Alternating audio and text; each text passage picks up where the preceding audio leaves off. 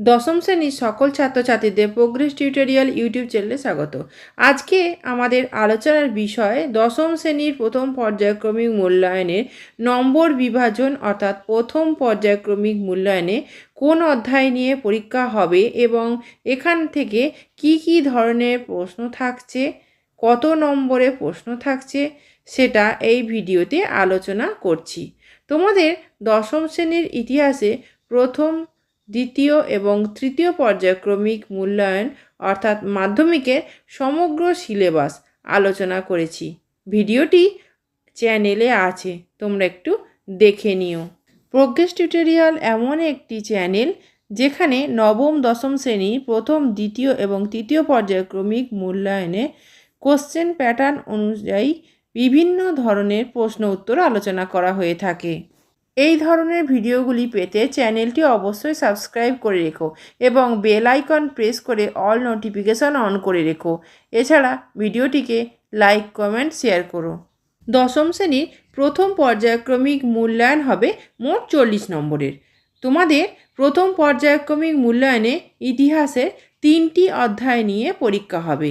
এবার জেনে নাও প্রথম পর্যায়ক্রমিক মূল্যায়নের অধ্যায়গুলো থেকে কত নম্বরের প্রশ্ন আসবে এবং কী ধরনের প্রশ্ন আসবে। তাহলে কিন্তু পরীক্ষার প্রস্তুতি নেওয়াটা অনেক সহজ হয়ে যাবে এবং আমরা পরীক্ষায় অনেক ভালো ফল করব।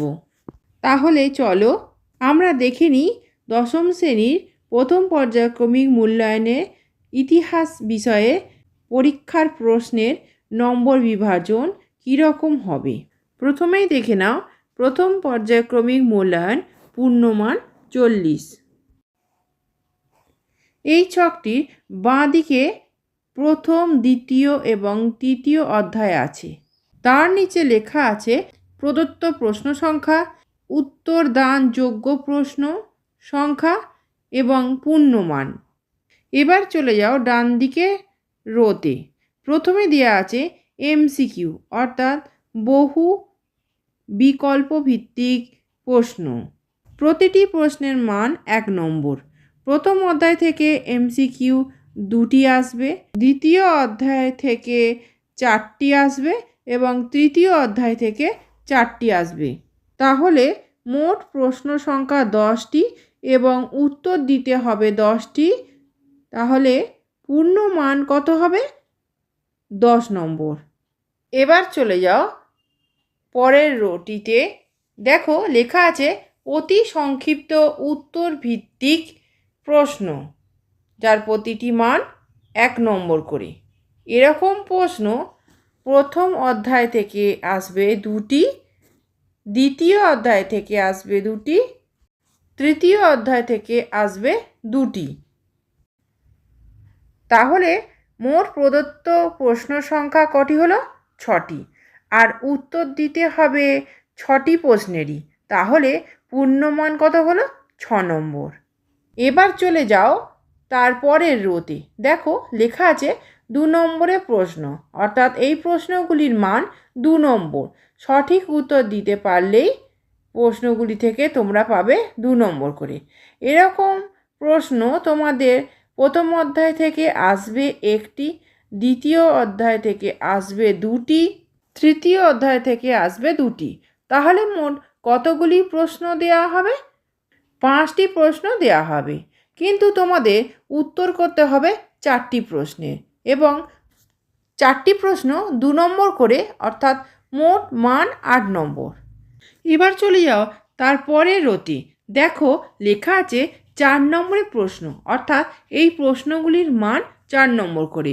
এবার দেখো বলা হয়েছে এই 4 নম্বরের প্রশ্ন প্রথম, দ্বিতীয় ও তৃতীয় অধ্যায় থেকে 1টি করে মোট 3টি প্রশ্ন আসবে, কিন্তু তোমাদের উত্তর করতে হবে 2টি প্রশ্নের। তাহলে তোমাদের প্রশ্নগুলির মোট মান কত হবে?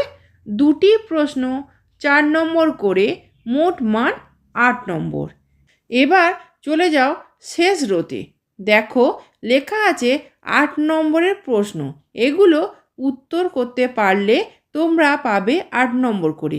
এরকম প্রশ্ন প্রথম অধ্যায়, দ্বিতীয় অধ্যায় এবং তৃতীয় অধ্যায় থেকে, অর্থাৎ প্রতিটি অধ্যায় থেকে একটি করে মোট 3টি প্রশ্ন আসবে, কিন্তু উত্তর করতে হবে একটি প্রশ্নের এবং মোট মান 8 নম্বর।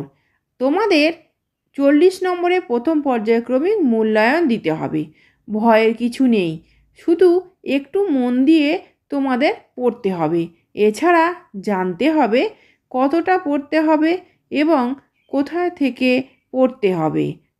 তার জন্য আমি যে ক্লাসগুলো তোমাদের নেব সেগুলো অবশ্যই ফলো করো। বাড়িতে তো অবশ্যই পড়ছো, তোমাদের নিজেদের টিউটররা পড়াবেন, তোমাদের বিদ্যালয়ে শিক্ষক শিক্ষিকারা পড়াবে। এছাড়া আমি তোমাদের জন্য অনেক ক্লাস নিয়ে আসছি, ইতিহাস, ভূগোল এবং বাংলা, সেগুলো তোমরা ফলো করো। ভিডিওটি যদি ভালো লেগে থাকে তাহলে অবশ্যই লাইক, কমেন্ট, শেয়ার করো এবং চ্যানেলটিকে অবশ্যই সাবস্ক্রাইব করো। এছাড়া প্রোগ্রেস টিউটোরিয়াল ফেসবুক পেজটি লাইক ও ফলো করে রেখো। তোমাদের এই ছোট্ট একটা পদক্ষেপ আমাকে এগিয়ে যেতে আরও সাহায্য করবে। আজকের ভিডিও এই পর্যন্ত। ধন্যবাদ।